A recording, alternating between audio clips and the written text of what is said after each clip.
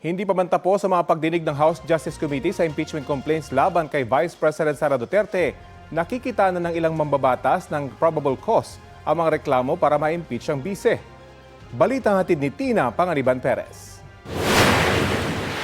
Sa pagdinig ng House Justice Committee, napuna ang hindi umano pagkakatugma ng SALN ni Vice President Sara Duterte at mga transaksyong dumaan sa kanyang bank accounts, bagay na pinalaga ng defense team ng Vice Presidente. Para po sa amin, actually, wala naman pong hindi nagtutugma. Perhaps it's just the way that things were presented. Kung accurate ba yung presentation na gano'n. Ang sabi ng Anti-Money Laundering Council o AMLAC, mayroong mahigit 600 covered at suspicious transactions na dumaan sa mga bank account ni Duterte at kanyang asawang si Attorney Manasseh Carpio na aabot sa 6.7 billion pesos, pero giit ng defense team, hindi raw nangangahulog ang may malinang ginawa. Suspicious transactions does not equate to any wrongdoing or unlawful activity. Perhaps the bank thought or tagged it as suspicious, so umakyat sa AMLAC. Hindi naman ibig sabihin nun, illegal na kaagad, or may money laundering na kaagad, or may krimen na kaagad. Umabot daw sa halos 7 bilyong piso ang halaga ng mga transaksyon dahil pinagsama-sama ang halaga ng mga transaksyon sa loob ng 18 taon. Ibig sabihin, lahat ng withdrawals mo, lahat ng deposits mo, pagdating sa inflow and outflow, pinagsama-sama. Kasi aggregate yung ginagawang number. So lahat ng inflows dyan, lahat ng outflows dyan, ina-add up lang. Kaya may tendency talaga na maging bloated yung figures. But it is not determinative or conclusive as to magkano ba talaga yung nasa loob ng account. Sa isang pahayag, pinuna ni Duterte ang mga opisyal ng AMLAC dahil hindi raw nila nilinaw na walang findings na mga paglabag sa batas ang kanyang mga transaksyon at hindi totoong may bilyones sa kanyang mga bank account. Sabi niya, nakadeklara sa kanyang SALN ang lahat ng kanyang pera at ari-arian. Ang bawat sentimo raw ay lehitimo at may kaukulang dokumento. Binanggit din niya ang inilabas na Notice of Disallowance ng Commission on Audit sa confidential funds ng OVP. Tila itinaon daw ang paglalabas ng report at naaayon sa mga nararanasan niyang political attack. Pinababalik ng COA ang 73 million pesos na confidential funds ng tanggapan ng bise, paglilinaw ng kanyang abogado. Hindi pa po final yan dahil may remedies pa po ang mga officials ng OVP. Again, motion for reconsideration within 30 days. And then, upon denial, kung ano man ang balanse ng 30-day period na yon, ay maaari pa kaming umakyat sa Supreme Court on Rule 64. At doon lang po sa desisyon ng Supreme Court magiging final itong disallowance na ito.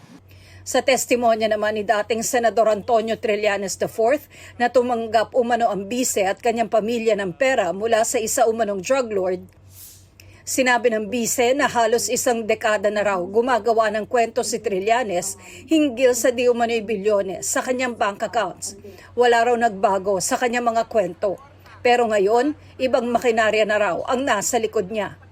Ito raw si Pangulong Bongbong Marcos na dapat anya ay magpa-drug test at ang mga tinawag ng bise na mga law bender na kongresista na tumanggap na mga maleta at paulit-ulit anyang binabaliwala ang constitutional limit. Kung gaano raw katindi ang paninira sa kanya, ganun din daw katindi ang katahimikan at takot ng administrasyon na managot sa bilyong-bilyong pisong ninakaw umano, inilagay sa maleta at inilabas ng bansa.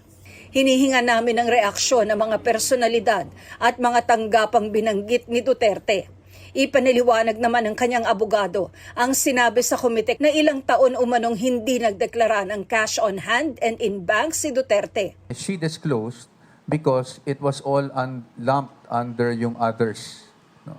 Kasi sa personal items, kung makita nyo dun sa SALN, nakasulat dun vehicles or others, ganyan. So yung cash in bank, kasama siya dun sa others. I just wanted to clarify kasi baka sabihin parang sinasabi naming mali o sinungaling yung mga House members. Hindi naman po kasi ang sinasabi naman nila is walang line item ng cash in bank.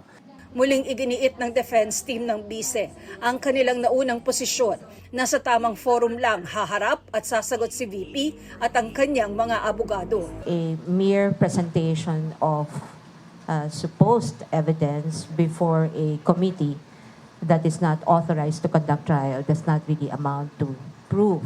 Every evidence, whether it's something that you present in an ordinary case or in this case in an impeachment proceeding, must still survive scrutiny. It happens only in a proper trial before a tribunal or a body that has jurisdiction to conduct trial.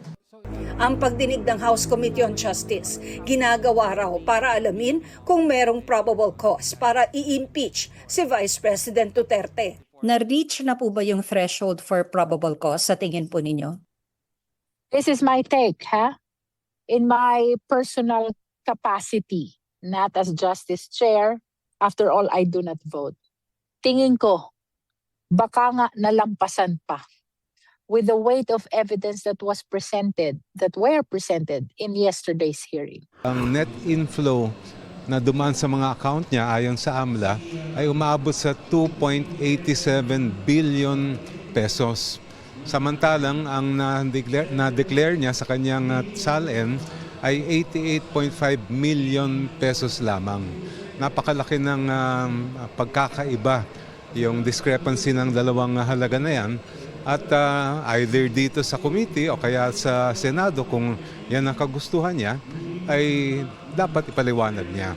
Para sa akin, ito ay isang smoking gun na at least insofar as probable cause is concerned, ay andyan na yan. May nakita ng probable cause ang ilang miyembro ng House Committee on Justice para i-impeach si Vice President Sara Duterte kahit hindi pa nabubuksan ang kahong isinumite ng Bureau of Internal Revenue na naglalaman ng mga income tax returns ng bise at ng kanyang asawa.